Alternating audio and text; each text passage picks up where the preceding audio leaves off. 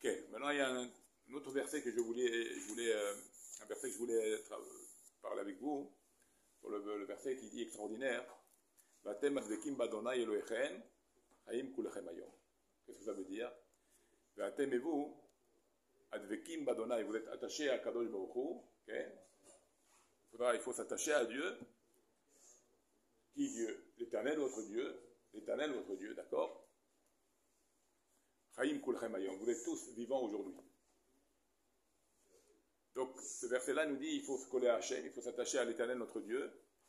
Et comme ça, kulchem, chaim kulchem hayom, on sera tous vivants aujourd'hui. Il y a des pensées, il y a des gens qui pensent comme ça, de manière philosophique, okay, que pour s'attacher à Dieu, on ne peut pas s'attacher à Dieu dans notre vivant.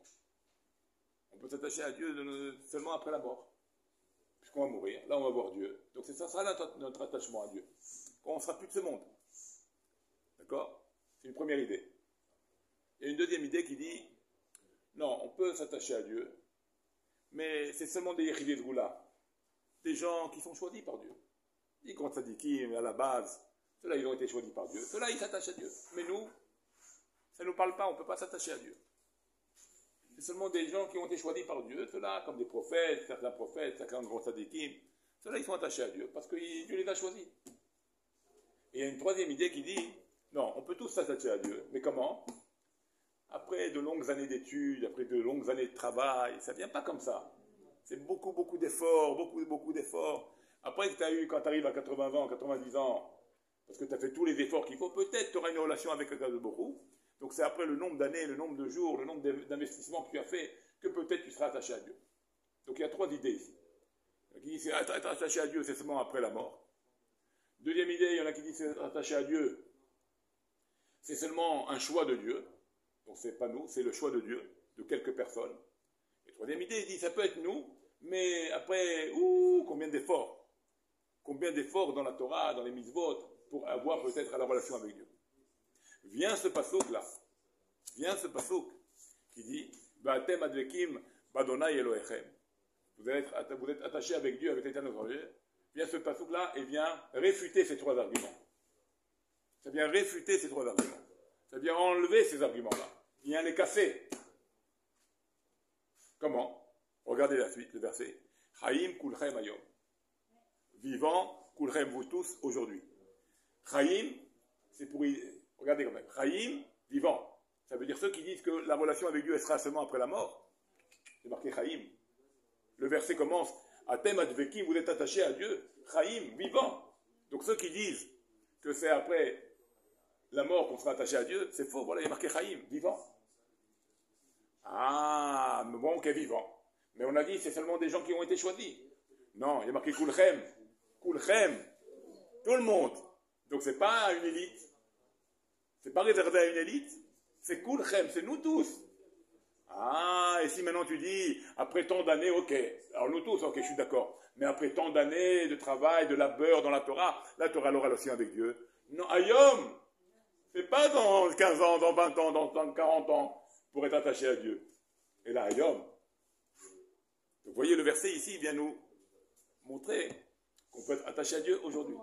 À tout moment, et être attaché avec lui. Alors maintenant, c'est quoi? C'est comment on fait? Non, ça peut être des années, comme on l'a dit. Pas spécialement. Et là, Ayom, c'est quoi? Et là, c'est la tchouva. C'est tchouva. Alors, il fait tchouva. Immédiatement, il est relié avec Hachem. Immédiatement, il est collé à lui. Immédiatement. Tu comprends? C'est immédiat. Ça veut dire que le Baruch nous a donné une clé qui s'appelle la tchouva. Tu regrettes, tu dis à Hachem, je ne recommence plus ces choses-là. Tu es relié avec lui. Tu es dabouk b'Hachem. Tu es attaché avec lui. Tu es collé à lui.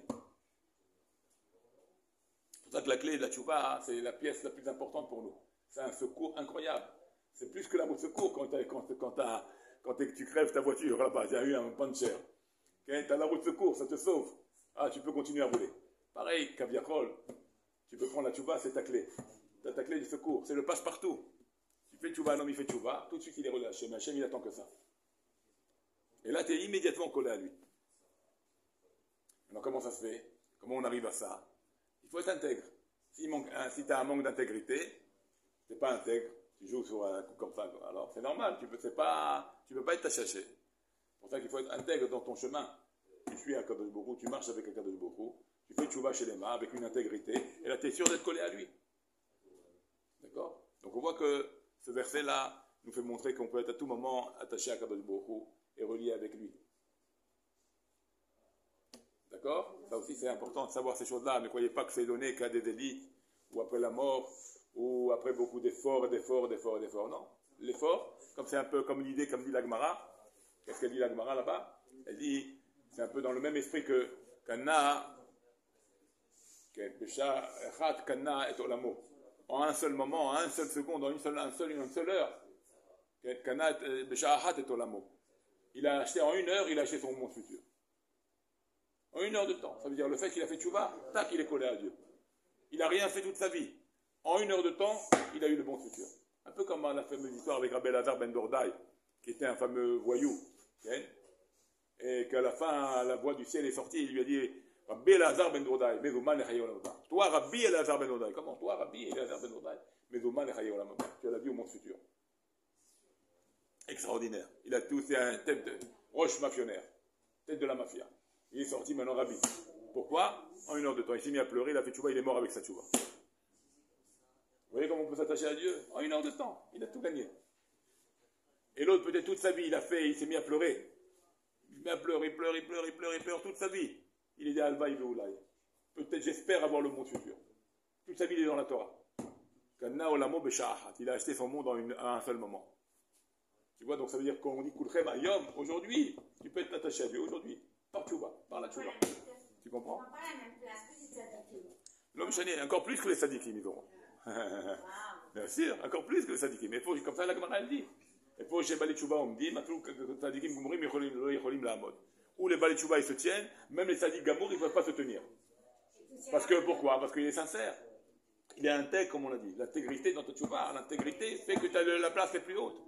Tu n'as rien fait toute ta vie, mais tu as fait tchouva de manière sincère. Dieu, il sait que dans tes pensées, que si on t'aurait mis maintenant, on t'aurait fait repartir en arrière, tu aurais été le meilleur de meilleurs. Dieu, il sait ça. Donc c'est comme si tu étais le meilleur rétroactivement, tu as été le meilleur dans toute ta vie. Et tous tes péchés se transforment en mitzvot. Tous tes péchés, toutes tes erreurs se transforment en mitzvot. C'est pour ça qu'on dit que même les efforts où se tiennent les tchouva, même le tzadik gamour, même le tzadik le plus parfait, il ne peut pas se tenir à côté de lui. Pourquoi? Parce qu'il a connu le mal. Il a connu le mal, il a connu les mauvaises choses. Maintenant, faire un arrêt sur ça, c'est extravagant pour lui. C'est très très dur. C'est quelque chose que l'autre ne peut pas connaître. Il ne sait pas ce que c'est.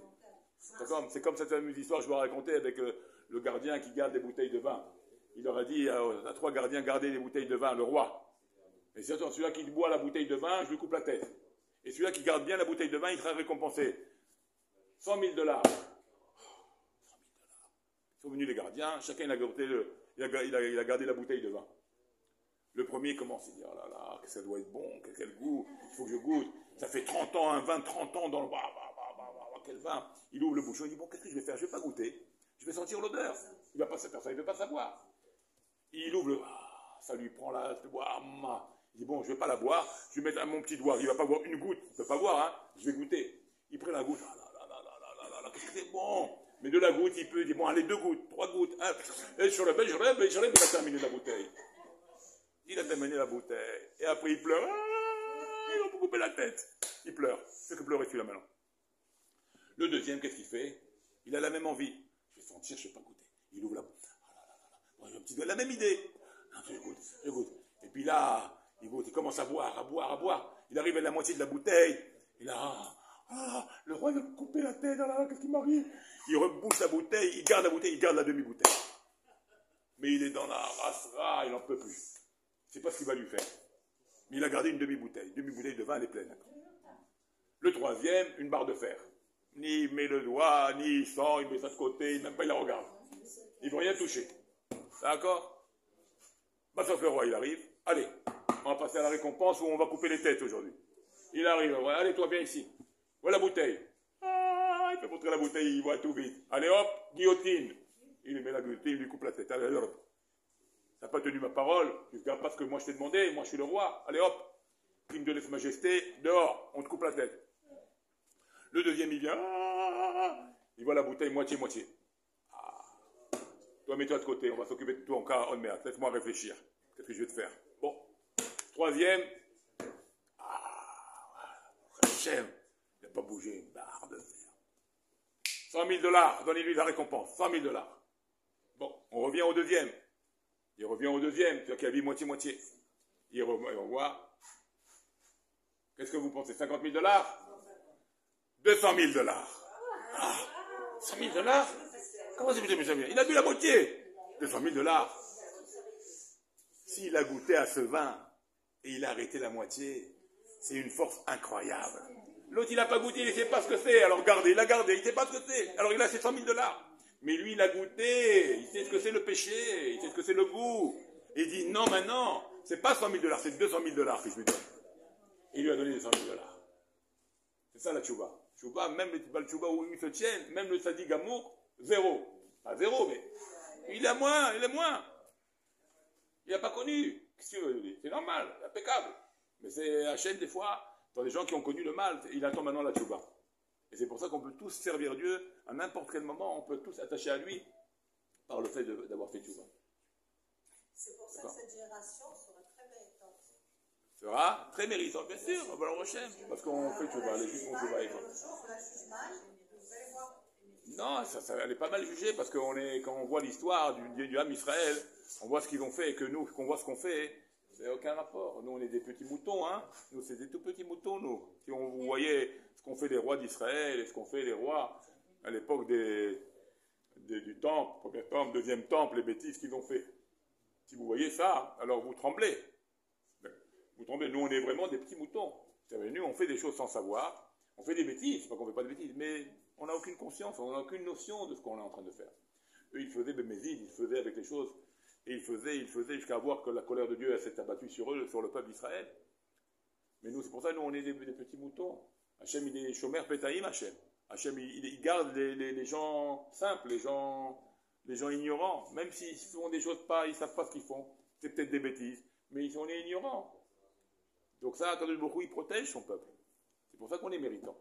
Tu vois bien que nous, c'est nous qui sommes rentrés en Israël. Quel mérite on avait pour rentrer en Israël? Les brachot de Moshe et les tfilotes de Moshe, ils nous ont fait rentrer en Israël. Et on n'est pas des gens méritants, tellement on est sortis après la guerre. Les épreuves nous ont donné du mérite, quelque part. L'épreuve, les malheurs nous ont donné du mérite à ce qu'on soit là aujourd'hui. Tu comprends? Mais si c'est nos mitzvot, on n'est pas grand dans les mitzvot qu'on fait, mais on ne fait pas avec beaucoup de kavanotes, on n'a pas beaucoup d'intention, et quand même on est méritant. Tu comprends? Donc c'est sûr qu'on est une génération de méritants, quand bien même notre faiblesse, et qu'on a un mérite quelque part, on ne sait pas lequel peut-être. Comme j'ai dit, c'était les prières de Moshe, comme on l'a expliqué dans le premier cours. Peut-être les prières de Moshe qui vont nous donner du mérite à faire rentrer tout le groupe. Allez, rentrez tous, allez, rentrez. D'accord? Sûrement. Okay, ça, c'était donc une petite Nekuda également.